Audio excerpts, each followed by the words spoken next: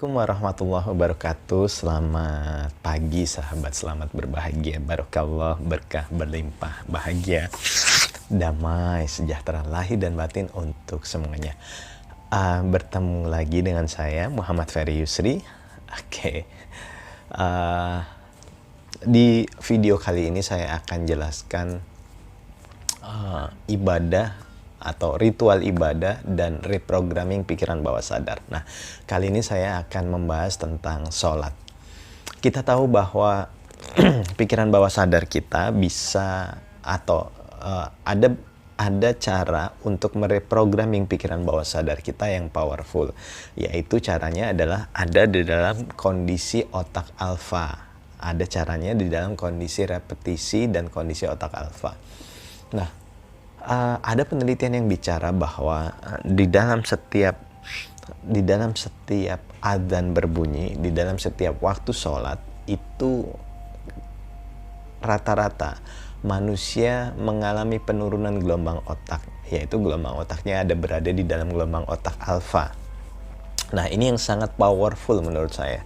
Di saat gelombang kita otak alfa, lalu kita sholat, mulai kita ambil wudhu, kita sholat. Di sini amat sangat luar biasa powerful. Bagaimana powerfulnya? Powerfulnya di mana? Ya, karena kita bisa mereprogramming pikiran bawah sadar kita yang ada dalam diri kita, atau mereprogramming alam bawah sadar kita yang tadinya kita mengeluh, suka marah, suka mencaci maki, susah begini dan begini. Di saat kita mereprogramming pikiran bawah sadar kita, di saat kita membuat diri kita jadi lebih berdaya, maka tentu kehidupan kita akan jauh lebih istimewa. Ya, bagaimana di dalam sholat? Loh mas, di dalam sholat kan tidak boleh menambah atau mengurangi, apa-apa yang sudah diajarkan, dosa. No, saya tidak mengajarkan itu. Tetapi saya mengajarkan begini loh, sahabat yang baik. Nanti ya kita bahas itu di belakang ya. Step pertama yang harus kita lakukan adalah yakinkan diri. Ingat ya, di saat kita melakukan sholat secara kita niatkan untuk mereprogramming pikiran bawah sadar kita, maka kita akan mendapatkan hasil yang sangat powerful, super powerful. Berarti butuh waktu berapa? Ingat ya, di dalam gelombang otak alfa butuh 50 sampai 90 kali momen. Itu berarti di saat Anda sholat sehari 5 kali, berarti butuh berapa? Butuh 10 sampai maksimal 20 hari. Ya, 10 sampai maksimal 20 hari untuk kita jauh lebih berdaya dan jauh lebih berdaya. Ya, untuk merubah sifat sikap yang tadinya kampret, yang tadinya brengsek, yang tadinya pemarah, yang tadinya pembenci, yang tadinya pendengki, jadi kebalikannya. Butuh berapa? 10 sampai 20 hari maksimal. Ya, kalau kita sholat sehari 5 kali. Jadi apa yang perlu dilakukan dalam setiap sholat? Yakinkan kita sebelum sholat kita rileks dulu. Ya, ambil wudhu, sarananya adalah sarana relaksasi. Ada terapi hydrowater di situ ya, hydrowater. Oke. Sebelum sholat, yakinkan dulu bahwa duh Allah, aku kembali padamu, aku bersatu padamu, aku mencintaimu, aku merindumu, gitu ya. Nah, lalu baru Anda takbir Allahu Akbar. Lalu ingat ya, lakukan ini dengan pelan, dengan sabar, dengan santai. Lalu jangan lupa wajib rukun sunnahnya ya. Apa wajib rukun sunnahnya? Ya, baca Fatihah, takbir, baca Fatihah, lalu gerakan, lalu sunnahnya adalah membaca surat pendek. Lakukan. Tapi setelahnya ada momen diam, momen tumak ninah. Ada momen tumak nina, lakukan itu di momen tumak nina. Diam, hening sejenak, lalu bicara pada diri. Duh Allah yang maha baik, terima kasih atas segala nikmat karunia yang telah Engkau berikan kepada kami. Terima kasih atas segala bimbinganmu pada diri ini, pada keluarga, pada sesama dan semesta. Terima kasih duhai Allah, Engkau telah menganugerahkan segala kebaikan-Mu hadir dalam kehidupan ini. Terima kasih duhai Allah, terima kasih, gitu ya. Lalu mulai Anda setelah selesai nyaman, nikmat, mulai Anda ruku Allahu Akbar. Yakinkan bahwa Allah maha besar, Allah maha meliputi segala sesuatu, Allah maha baik, ya kan? Lalu mulai doa ruku, Rabbana Subhana Rabbiyal Azimi wa bihamdi. Maha suci Engkau duhai Allah yang maha agung. Lalu mulai puji Allah dengan puji-pujian yang keren. Terima kasih duhai Allah atas keagungan-Mu, atas kebesaran-Mu, atas segala karunia-Mu, sehingga menghadirkan atau menjadikan diri ini menjadi manusia yang bermanfaat, menjadi manusia yang penuh cinta, penuh keberkahan. Terima kasih Engkau telah mengizinkan hamba menjadi saluran cinta-Mu, saluran keberkahan-Mu, saluran keberlimpahan-Mu. Gitu ya. Keren. Lalu lanjut lagi, Sami Allahu liman hamidah. Engkau maha mendengar duhai Allah. Engkau maha mendengar bagi hamba-Mu yang memuji-Mu. Dan mulai berkomunikasi lagi. Ada momentum tumakninah di situ, mulai berkomunikasi lagi. Duhai Allah yang maha baik, Engkau maha mendengar segala apa yang hamba ucapkan,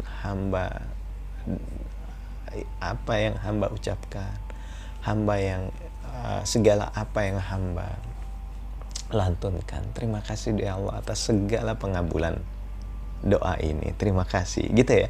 Pede, ya. Karena doa adalah berterima kasih. Doa bukannya meminta.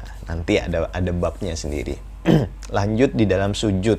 Dalam sujud itu gunakan Anda untuk meminta ampunan bagi diri, bagi keluarga, bagi orang tua, bagi sesama dan semesta. Duhai Allah yang maha baik, Engkau maha hebat, maha besar, maha pengampun, maha penyayang.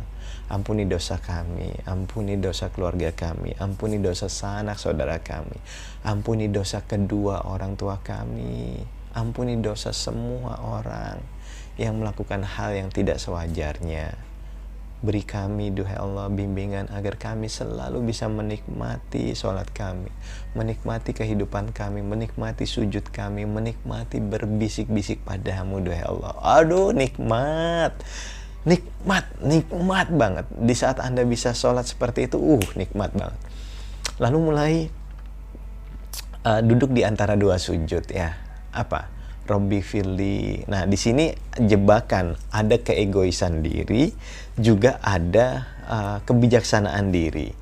Tergantung kita menjadi manusia egois atau kita menjadi manusia yang bermanfaat bagi sesama dan semesta. Apa? Robbi firli, duhai Allah, gitu ya.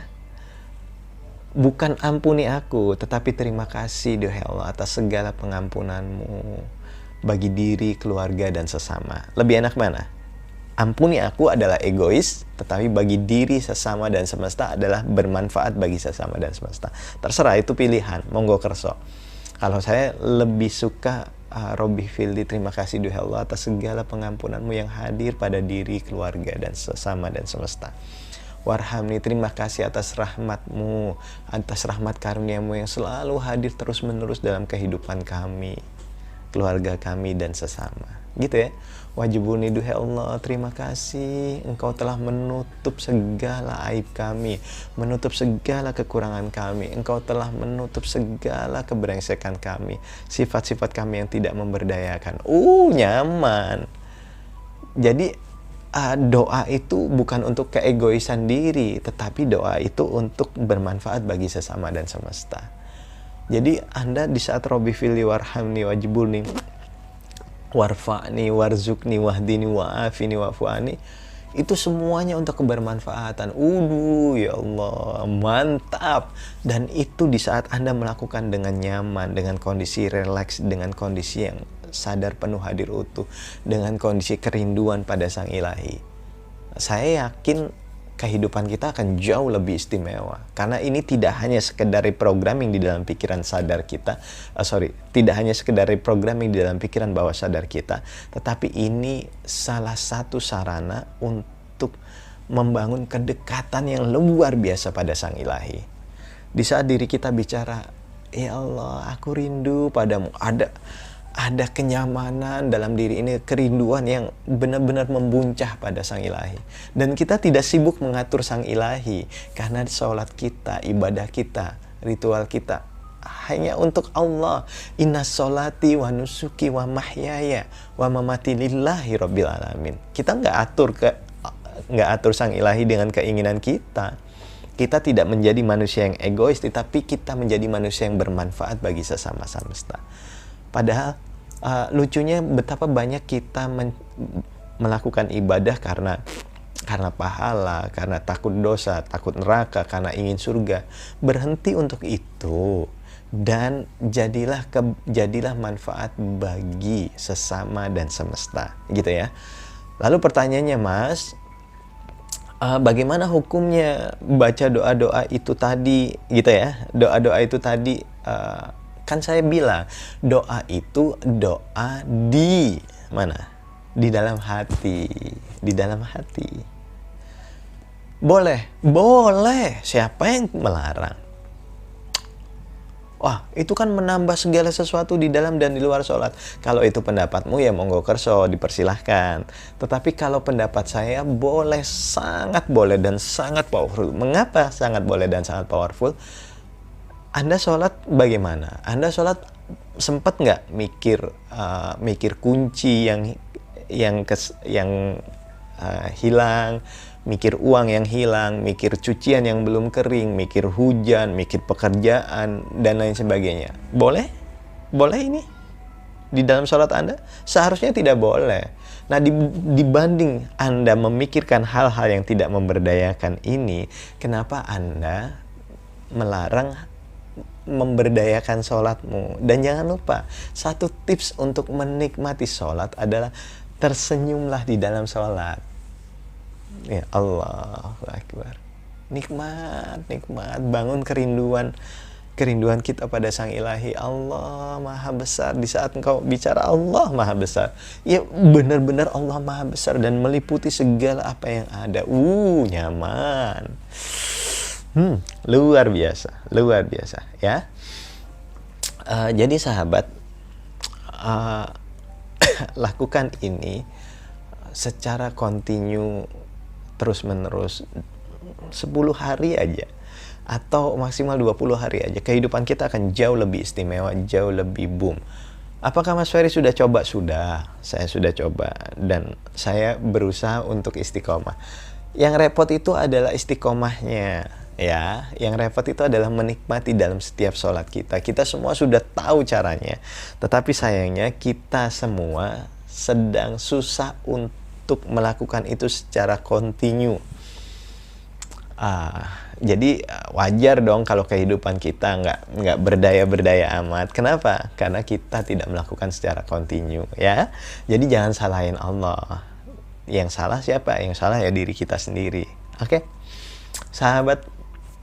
Jadi di saat kita melakukan sholat kita secara istimewa, secara utuh, secara powerful, maka benar-benar kita menjadikan diri ini menjadi sarana rahmatan lil alamin. Dan itu yang diajarkan sebenarnya oleh sang Nabi Muhammad SAW. Beliau faham bahwa kita dalam kehidupan kita terlalu banyak lintasan pikiran, sampai 70.000 lintasan pikiran setiap pagi, setiap harinya. Dan 70%-nya negatif. Beliau mengajarkan kita untuk rem dulu. Rem, nih, yuk kamu jeda dulu, berhenti dulu nih pikiranmu, sholat dulu, berdayakan pikiranmu, istirahatkan pikiranmu, jedain pikiranmu, yuk monggo sholat, ngadep Sang Ilahi, bangun kerinduan, bangun kedekatan, bangun kemesraan pada Sang Ilahi. Begitu sahabat. Assalamualaikum warahmatullahi wabarakatuh. Barakallah, berkah, berlimpah, bahagia, damai, sejahtera lahir dan batin untuk panjenengan semua. I love you all. Jangan lupa sahabat, diskusi di komen. Jika dirasa ini bermanfaat, silahkan saja untuk di-share kepada orang-orang yang lain. Saya berharap kita menjadi menjadi muslim yang istimewa, muslim yang rahmatan lil alamin, muslim yang penuh cinta, bukan muslim yang penuh penghakiman, muslim yang penuh caci maki, muslim yang penuh kebencian. Bawa nama baik sang Nabi dalam kehidupan kita dengan cara kita menjadi manusia penuh cinta. I love you all.